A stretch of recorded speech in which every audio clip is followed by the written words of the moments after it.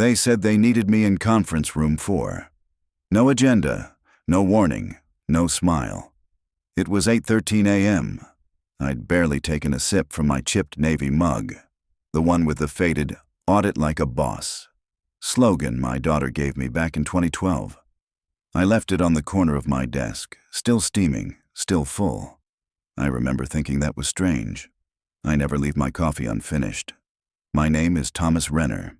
I'm 56 years old, and until 9:06 that morning, I was the Senior Audit Operations Manager at Nexora Systems, a mid-sized cybersecurity consulting firm headquartered just outside Dallas. 29 years. Not a single write-up, not one failed audit under my leadership. Built the internal compliance protocols from the ground up. Brought in our first Fortune 500 account in '04.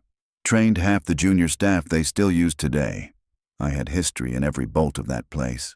Ethan Klein was waiting in the conference room, lounging against the edge of the table like he was posing for a recruitment ad. White sneakers, rolled sleeves, smile that didn't quite reach his eyes.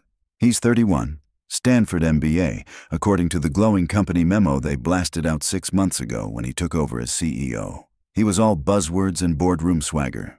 Talked about culture over compliance. Said we needed to be leaner, meaner, and more agile. The kind of guy who says circle back twice in the same sentence. HR was there too, just one rep. Miriam, I think. She looked uncomfortable. Didn't meet my eyes. Ethan did, though. He was enjoying himself. Tom, he said, like we were old friends, I want to start by saying how much we appreciate your service. 29 years is impressive. The pause after "is" was surgical. We're going in a different direction, he said. I didn't blink. Different how? Ethan smiled wider, gestured like he was unveiling a new app at a tech demo. We need fresh energy and leadership, adaptive thinkers, people who understand today's velocity. I glanced at Miriam. She handed me a folder, the kind they usually reserve for promotions or benefit adjustments. Not today. You're letting me go. We're repositioning. Ethan crossed one leg over the other. It's nothing personal. You've been valuable. But frankly, Tom, you're AOL in a Starlink company. I remember those exact words. AOL in a Starlink company. Delivered like a punchline. He expected me to flinch. Maybe argue. Maybe beg. Instead, I sat back in the chair and folded my hands. Who's taking my role? He hesitated. Just long enough. My sister, Britt. She's been with us a few months in an advisory capacity. The same Britt who accidentally CC'd raw client data to a rival firm 2 days ago. The same Britt who leaves by 3 p.m. every day and once asked me if audit trails were literal paths through software. I said nothing. Miriam slid the severance documents across the table. Ethan leaned in, clasping his hands. Of course. We'll offer you a generous exit package. We want to honor your legacy. Honor. I flipped through the packet. Standard language. Waiver of claims. Enforced silence. They'd even drafted a farewell message I could send to the team, thanking the company for an incredible journey. I signed where they told me. Initialed the lines in blue ink. Closed the folder. Miriam exhaled like she'd been holding her breath the whole time. Ethan stood. Reached his hand across the table. I looked at it. Then I stood, left the folder behind, and walked out. Past the glass walls, past the photos of team retreats and vision statements, past the interns who still called me Mr. Renner out of respect. I didn't speak, didn't stop, didn't look back. I returned to my desk, picked up my mug. The coffee was cold now. I dumped it in the sink. That was the last time I stepped foot in Nexora Systems. They didn't fire me. They underestimated me. And that's always a mistake. I always kept a copy of the original server blueprints. Legacy habit. Old habits are dangerous when someone thinks you're obsolete. The house was quiet when I got back. No dog, no wife.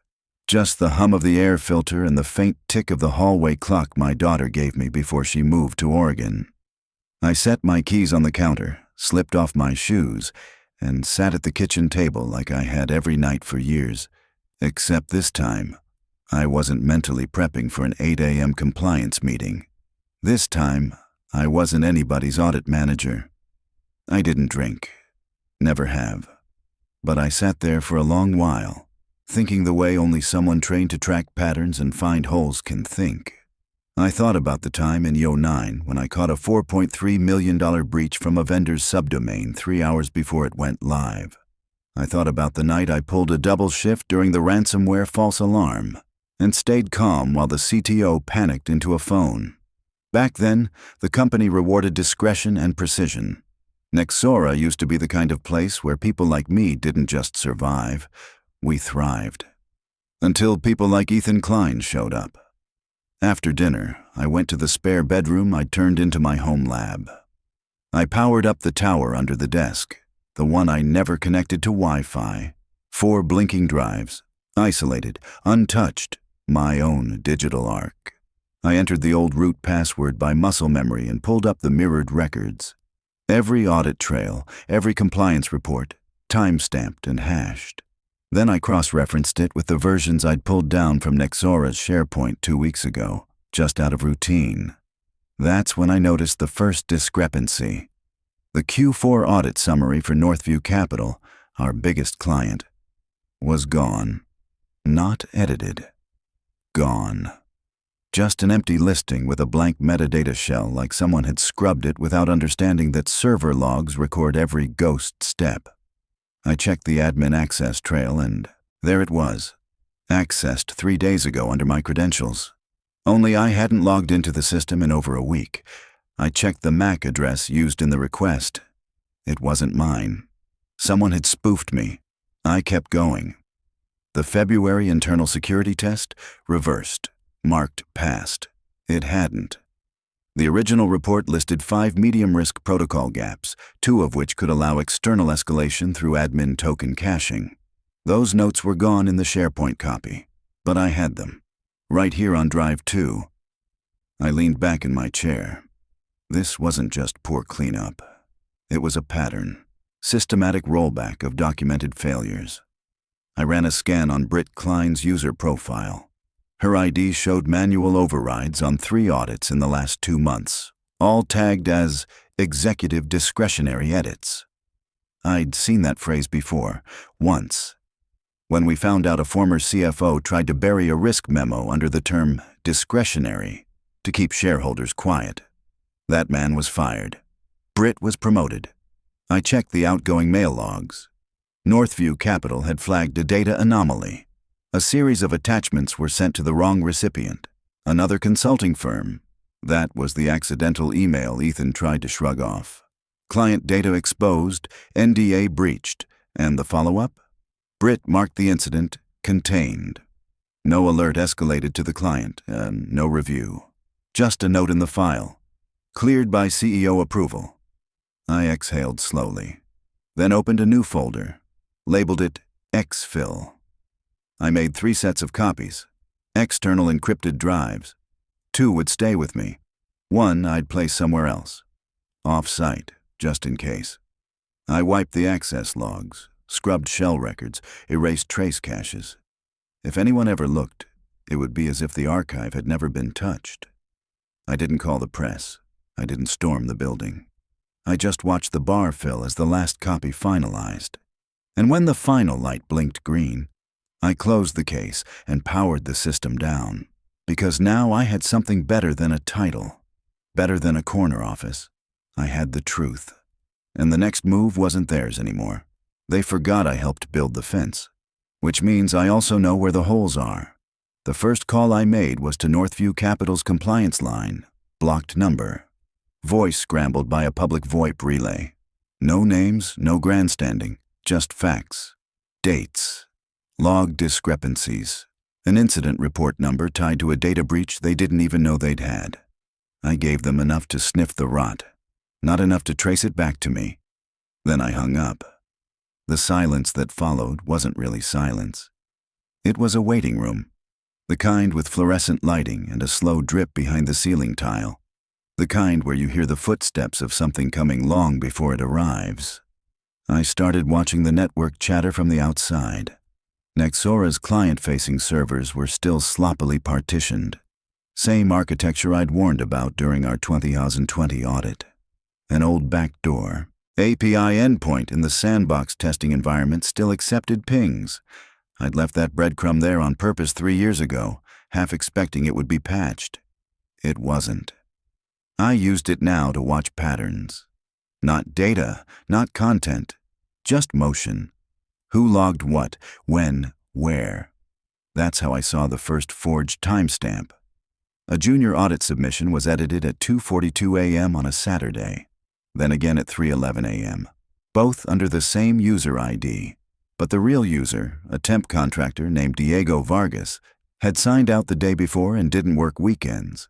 I remembered Diego. He interned under me during his final semester at UT Dallas. Sharp kid, obsessed with InfoSec protocols, called me Mr. Renner even when I told him not to. I tracked him down through LinkedIn, offered to buy him lunch.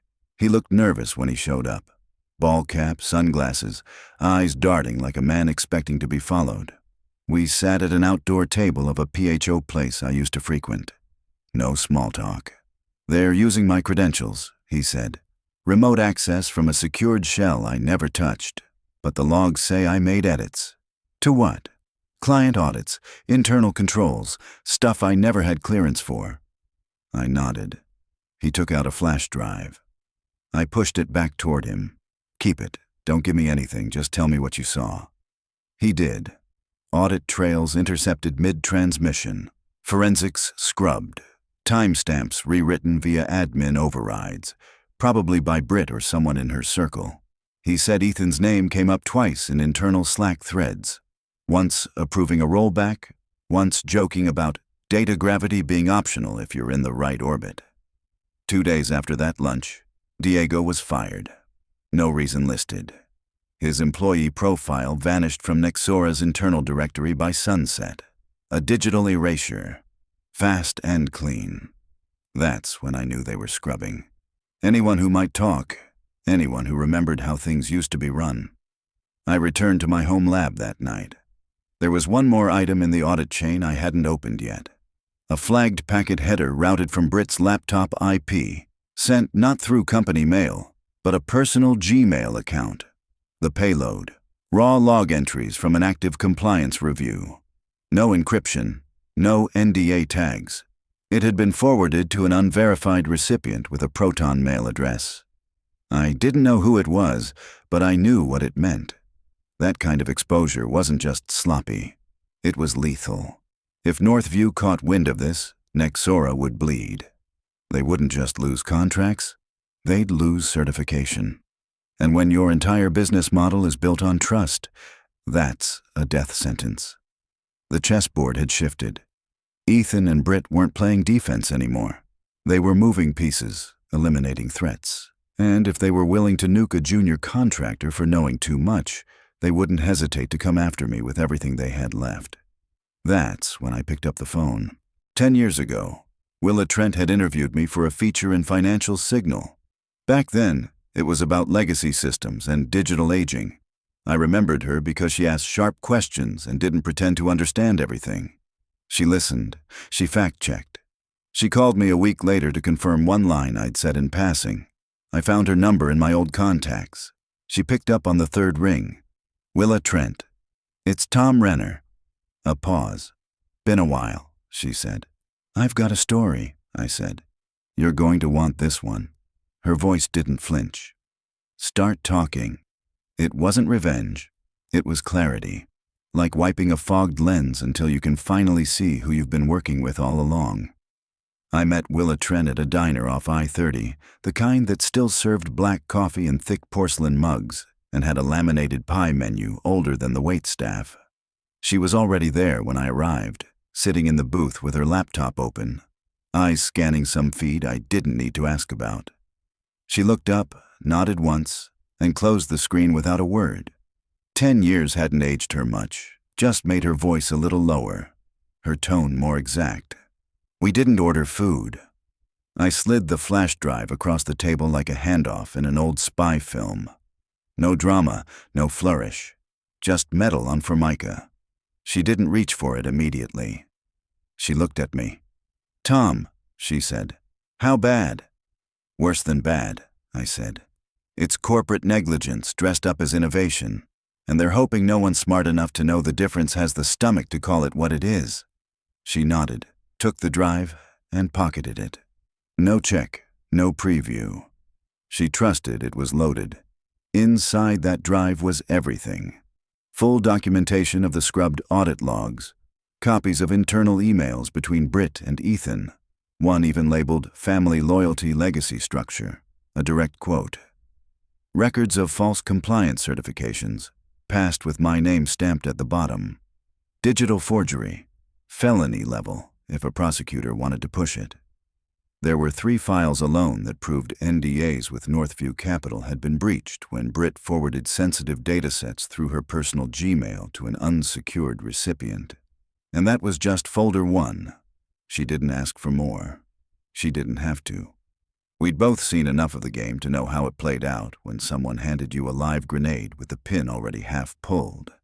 "I'll get you a burner number," she said. "Keep your phone off until then." "Understood." We didn't shake hands. I left her with the check and the truth.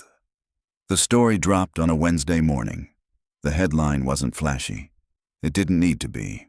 Whistleblower alleges audit fraud, client breach at Nexora Systems. Simple, sharp, followed by 15 pages of evidence Willa had unpacked with surgical precision. Names were named, timestamps were printed, emails were screenshotted, watermarked, and authenticated. Nothing anonymous, nothing vague. By Friday, Northview Capital had issued a statement confirming their withdrawal of all contracts, including the $12 million compliance retainer that had anchored Nexora's bottom line for 6 years. They didn't sugarcoat it.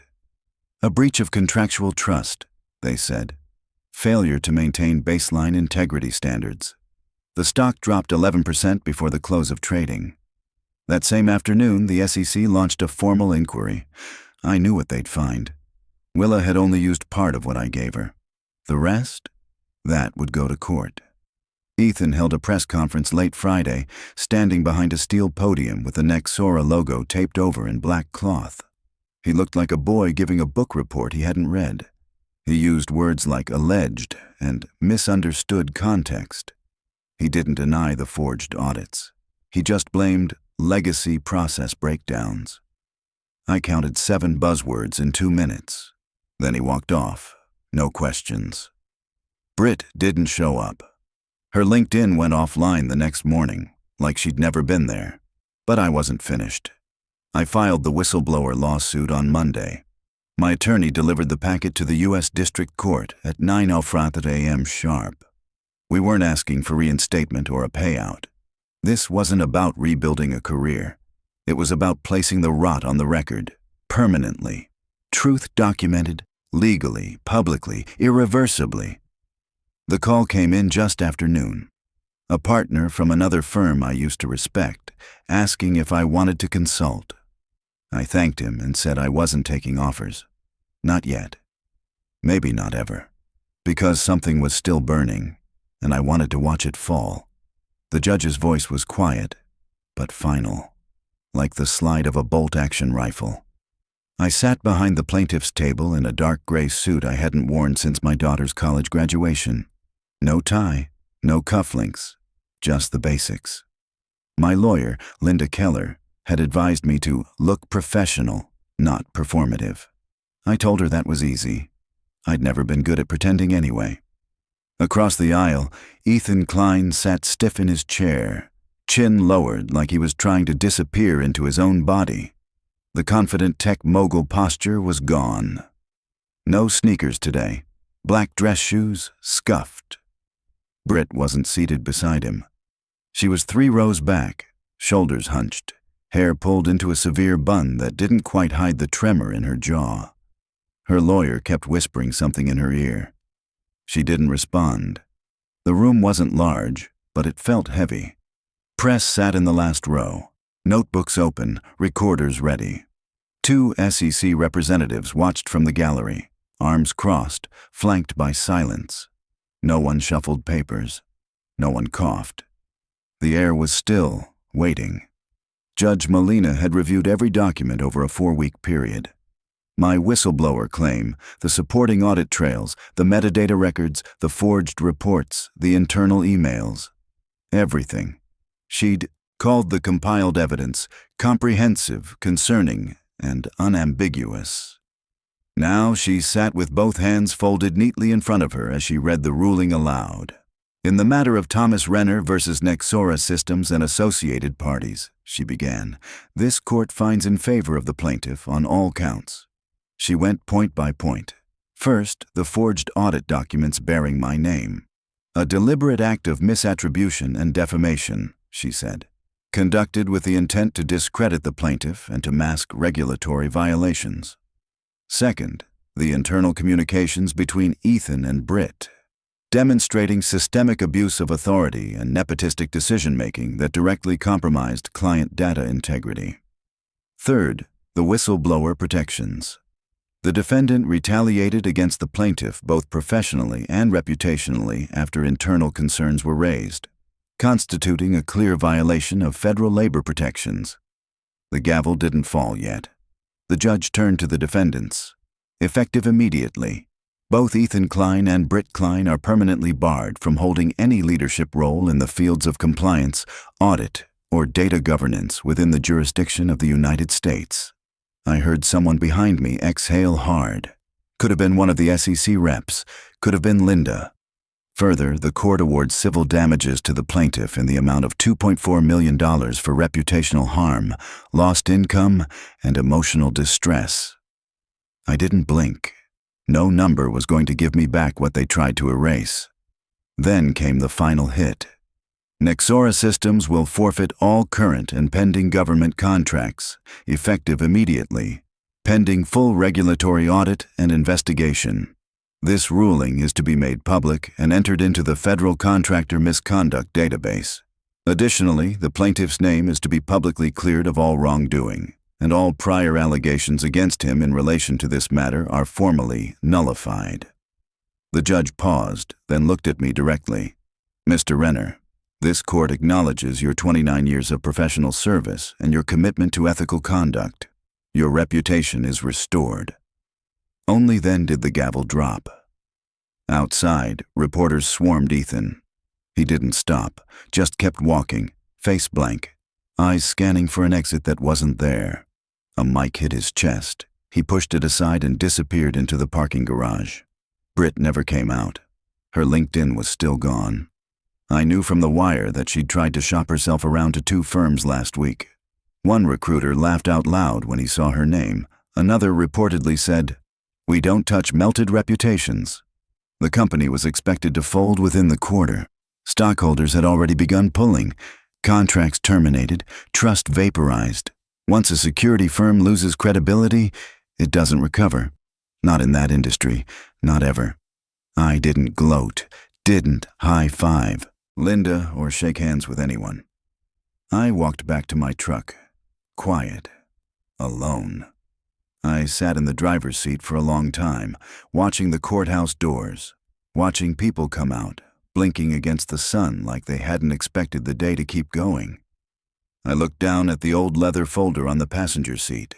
Inside it were the original copies of every audit I'd ever signed, the last 29 years of work bound in rubber bands and respect.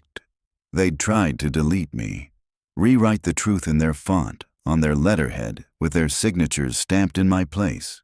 But the thing about people like me, we don't burn, we archive.